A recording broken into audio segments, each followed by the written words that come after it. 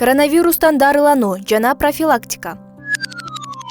Медицина илимдеринин доктору, трансплантология профессору Юдин Геннадий Васильевичтин кайрылуусу боюнча азыркы учурда адамдардын бардыгы эле бир гана коронавирус пандемиясы жөнүндө сөз кылып калышты.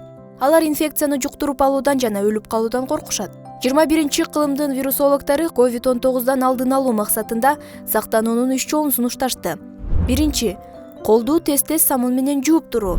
Экинчи, бет каптагынуу жана үчүнчү, өз алдынча изоляциялануу. Дарыгерлер азыркы учурда түрдүү тесттерди жасоодо. Бирок бул вирусту дарылоону так билбегенден кийин тесттердин эмне кереги бар? Бүгүнкү күндө ооруга каршы дары же вакциналар табыла элек.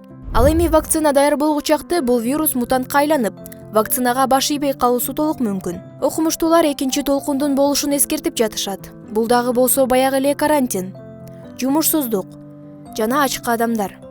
COVID-19 май менен капталган РНК молекуласы болуп саналат. Плюс 60 градус температурада бул инфекция 10 мүнөт ичинде өлөт. Ооруну жаңы жуктуруп алганда, башкача айтканда биринчи 4-6 күндө вирустар шилекейде жайгашат. Жана эске ала кетсек, диагноз коюу үчүн мурундан же ооздон анализ алышат. Андан соң вирус альвеолярдык клеткалардын ичине кирип, пневмония жана өпкөнүн некрозун пайда кылат. Биздин силерге кеңешибиз, бул вирус альвеолярдык клеткаларга кире электе эле тез чара колдонуу. COVID-19 жугузуп алган бейтаптар менен байланышта болгон врач кызмат аяктаганда 1 литр сууга 1 аш кашык сода кайнатып, бууга 15 мүнөт дем алат. Сода вирустун липиддик кабыгын эритет. Ал эми буу былжыр шилекейлерди кайнатат. 16 март күнү оору жөнүндө биринчи ушактар тарай баштаганда түн ичинде демим кысылып, жөтөлүү пайда болду. Температурам жок болчу. Сода менен күнүнө 3 жолу ингаляция кылдым. 2 күндүк сода ингаляциясынан кийин абалым жакшырып, оорунун симптомдору толугу менен жоголду. Ковиддин баштапкы стадиясын ушул жол менен айыктырганымды түшүндүм. Муну тастыктоо үчүн менин кеңешимди толук аткарып, ковидден айыгып кеткен дагы бир пенсионер болду, деп кайрылат доктор Геннадий Васильевич. Бул ооруну күчөтүп жибербей, тескерисинче алдын алуу керектигин сунуштайт. Бул ыкманын артыкчылыктары эмнеде? Биринчи, бул ыкма температуранын таасири астында ковидди активдештирбестен оорулардын өнүгүшүнө жол бербейт. Экинчи, бул жол менен дарылануу арзан жана жөнөкөй. Үчүнчү, COVID-19 сыяктуу вирусту жок кылууга кепилдик берилет. Ал эми төртүнчүсү, үзгүлтүксүз профилактика жасап туруу менен оорунун экинчи жана үчүнчү толкундарынын келишине жол бербөө. Дагы бир жолу сиздерге кайрылабыз. Эгерде сизде ковиддин белгилери бар болсо, бир нече күн бою кайнак сууга эриген сода менен 15 мүнөт дем алыңыз. Бардыгыңыздарга чың ден соолук каалайбыз.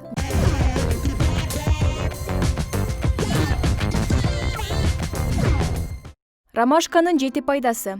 Ромашка байыртадан колдонулуп келе жаткан ишенимдүү дары каражат. Ал гана эмес, сулуулукту сактоодо да жардамы чоң. Ромашка теринин сезгенүүсүнө каршы жана тынчтандыруучу таасирин берет. Шишикти кетирүүдө жардам берет жана карылыкты басаңдатат. Бүгүнкү чыгарылышта сиздерге дал ушул ромашканын сиз билген жана билбеген сырлары менен бөлүшөбүз. Андыктан биз менен бирге болуңуз. Ромашка кайдан жана кандай жол менен даярдалат? Дарылыкка негизинен ромашканын гүлү колдонулат. Гүлү май жана август айларынын аралыгында чогултулат. Кокус жамгырдан кийин жана шүйдүрүмдө чогултулса, анда начар кургап, өңү карарып калат. Ошол себептен жамгыр жаабаган учурда чогултуу керек. Адатта көлөкө жерде 5 же 7 күндө кургайт. Үйдүн чатырында кургатса да болот. Жол жээгине жакын өскөндөрүн чогултпоо керек. Анткени алар унаалардан бөлүнүп чыккан уулуу заттарды өзүнө сиңирип алат. Ромашканын гүлү эфир майы, никотин, салицил жана аскорбин кислоталары, каротин, кант, белок жана башка А, С жана Б витаминдерине бай келет. Дарылык касиети. Дарылыкка ромашканын гүлү колдонулат. Толук гүлдөгөн мезгилде гүлүн терип, көлөкөгө кургатып алуу керек. Көбүнчө сезгенген ооруларга, катуу суук өткөндө, безгекке, чыйрыкканга, ичегилерге суук тийгенде пайдаланылат. Тамак оорусун буулоо, сезгендирүү жана кайнатма тундурмасын ичүү жолдору менен колдонулат. Жапайы ромашка гастрит жана ошондой эле өт тазалоого колдонулат. Дагы кененирээк билип, туура колдонгонду үйрөнгүңүз келсе, видеону аягына чейин көрүңүз. Ромашкадан жасалган дары-дармектердин колдонулушу. Ромашка чайы бул мыкты дары. Анын дарылык касиеттери балдар үчүн да ылайыктуу. Бирок анын бир катар каршы көрсөткүчтөрү бар. ромашкадан чай сатып алуудан жана жасаардан мурун бул дарыны колдонуу боюнча көрсөтмөлөрдү кылдаттык менен изилдөө керек. Учурда жайыгышы тердеген адамдарды кездештирүүгө болот. Сиз дагы алардын катарына кирсеңиз, эмне кылам, кантип арылам деп жатсаңыз, анда биз менен бирге болуп, видеону аягына чейин көрүңүз. Биринчи, суук тийгенде. Бронхиалдык астмада ромашка чайы температураны төмөндөтүп, организмдеги сезгенүү процесстерин басаңдатат. Ромашка какырыкты чыгарат, анын өпкөдөн чыгышына жардам берет. Ромашканы кайнак сууга салып, 10 же 15 мүнөт демдегенден кийин тамагыңызды чайкасаңыз, жөтөлүңүздү жеңилдетет. Экинчи, аллергия жана сезгенүүдө. Аллергияга жана сезгенүүгө каршы жакшы жардамын берет. Ошондой эле ооруну басаңдатууга колдонулат. Эске сала кетсем, умуркай жаңы төрөлгөндөн баштап эле ромашканын чөбүн кайнатып, аны демдеп, сууга кошуп жуундурат. Мында дарылык касиети аябай күчтүү. Себеби ал баланын денесине ар кандай кызыл тактардын чыгуусун алдын алат. Жана аллергияга каршы жакшы каражат болуп эсептелет. Үчүнчү, кан токтотуучу касиети. Ромашка кан токтотуучу, микробторду өлтүрүүчү, тагыраагы антисептикалык касиетке дагы ээ. Бир жериңизди кокусунан кесип же болбосо тишиңиз ооруп кан агып жатса, ромашканы демдеп оозуңузду чайкаңыз. Суусуна денеңизди чайкасаңыз, канап кытышкан жерлерди басат, кандын агуусун азайтат. Төртүнчү, ашказан оорулары. Тамакты ичип жегенден кийин аш кыла албай, ичиңиз көпсө, анда ромашкадан чай кылып ичиңиз. Себеби ал ичти көбүртпөөчү касиетке ээ. Ашказан ичегинин иштөөсүн калыбына келтирип, аны жакшыртат. Бешинчи, кан тамырды кеңейтет. Кээ бир адамдардын баш мээсинин кан тамыры ичке болот. Ал учурда адамдын башы дайыма ооруйт. Ошол учурда ромашканы ичүүнү сунушташат. Анткени анын кан тамырларды кеңейтүүчү таасири бар. Алтынчы, геморройго каршы. Ооба, геморрой пайда болсо кандай гана дары-дармекти колдонбойбуз, туурабы? Бирок геморройдо ромашканы демдеп, ал менен жуунууну адистер сунушташат. Натыйжасы сизди көпкө күттүрбөйт. Жетинчи, экземага каршы. Бул кандай оору эле дагы деп турсаңыз, кээ бир адамдардын организми чаңдан же учурда ар кандай химиялык кошулмасы бар самын, идиш аяк жуучу суюктуктар жана айнадан колдору жара болуп, эч нерсе жасай албай калышат. Андай адамдарга ромашканы демдеп, компресс кылуу сунушталат. Дарылык касиети абдан күчтүү экени далилденген. Жогоруда айта кеткендей, терчил болуп, андан кутулууну көздөсөңүз, ромашка сизге жардамга келет.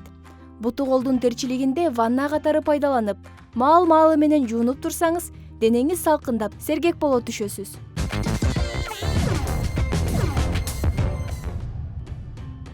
Эскертүү.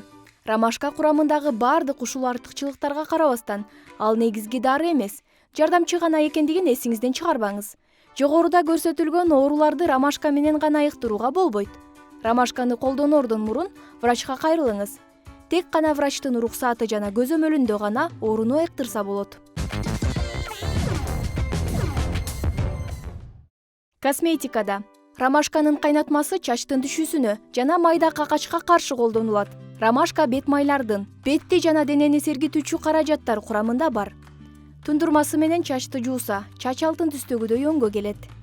Ошону менен катар ромашкадан кантип ингаляция кылууну үйрөнгүңүз келсе, видеону сонуна чейин кунт коюп көрүңүз. Чачты өстүрүү жана түбүн бекемдөө үчүн 20 грамм кургатылган ромашканын үстүнө 200 грамм кайнак суу куюлуп, 15-20 мүнөт демделет. Анан сүзүп алып, чачты чайкай берүүгө болот.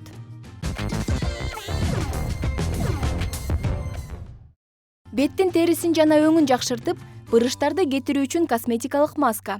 10 грамм гүлүнө 60 грамм суу куюп, кайнатуу зарыл. Анан 20 мүнөт демделет. Эми андан 2 аш кашык куюп алып, үстүнө бир аз бал, бир жумуртканын сарысы жана мистенин 2-3 тамчы майы кошулат. 2-3 кабат катталган марлини даяр болгон боткого малып туруп, бетке 10 мүнөт жабуу керек. Анан бет жуулуп, крем коюлат. Ич көпкөндө, ичеги оорусунда, ич өткөндө, суук тийгенде жана табарсык оорусунда колдонулуучу дары. 2 аш кашык ромашка 200 грамм кайнак сууга салынып, кайнатылат. Анан 15 мүнөт демделет. Жылуу бойдон 50 граммдан 2-3 маал ичилет. Ингаляция. 1 аш кашык ромашка 400 грамм кайнак сууга салынат. Үстүнө 1 аш кашыктан бал жана аш содасы кошулат. Анан бетти сүлгү менен чүмкөп, идиштеги дары суунун буусунан ооз менен дем алуу керек. Эскертүү: кош бойлууларга колдонууга болбойт.